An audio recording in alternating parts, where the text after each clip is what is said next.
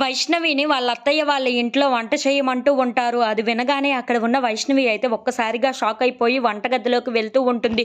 ఇప్పుడు ఎలా చేయాలి ఈ వంటని అని చెప్పేసైతే ఆలోచిస్తూ అక్కడ ఉన్న కృష్ణని చాలా గట్టిగా పిలుస్తూ ఉంటుంది.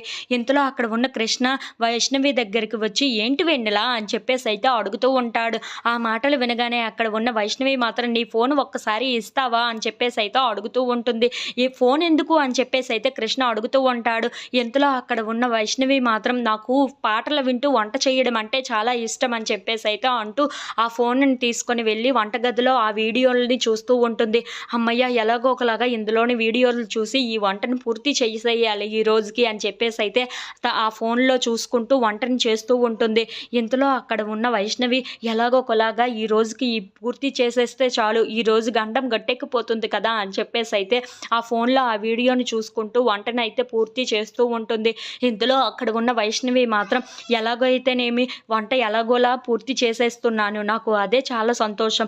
నేను వెన్నెలనే కాదు వైష్ణవి అని తెలిసిపోతే నాకు చాలా పెద్ద ప్రమాదమే జరుగుతుంది.